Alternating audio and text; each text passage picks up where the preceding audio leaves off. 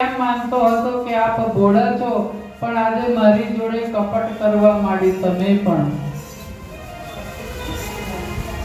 આંખો બંધ કરું તો ભોળાનાથની પ્રતીતિને, આંખો ખોલું તો પંઢરીનાથની. આ બધું શું છે?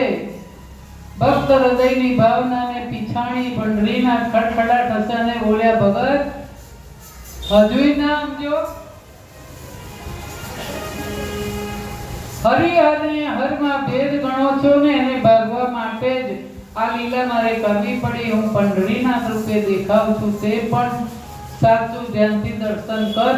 નર હરિ ભગત એક ધ્યાનથી પંઢરીનાથના દર્શન કરવા માંડ્યા અને તાકીને જોઈ રહ્યો. પંઢરીનાથના સ્થાને ભોળાનાથને ઉભેલા જોયા. આનંદ ચરણોમાં પડી અને એ સ્તુતિ કરવા લાગ્યો.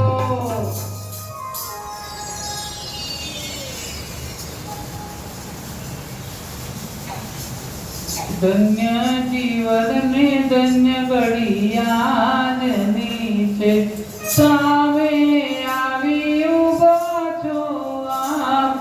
ધન્ય જીવન ને ધન્ય ઘડિયાળની રે. અને નરહરિ ભગતે અશ્રુ દ્રષ્ટિ ચરણોને ધોઈ નાખ્યા.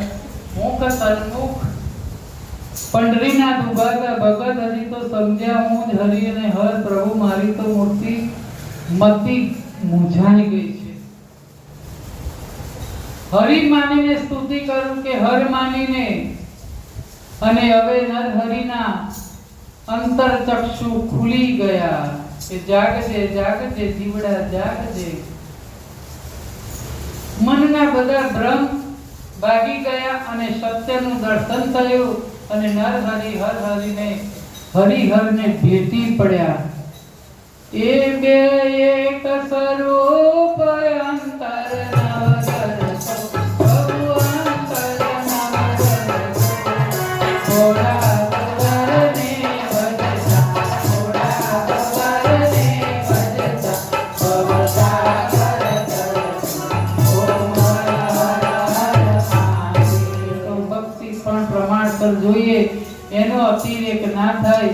સંસારનો વ્યવહાર ચાલે છે, એમાં સત્સંગને જોડે લાવવાનું છે. હવે આરતી થાળ કરી લેવો છે કે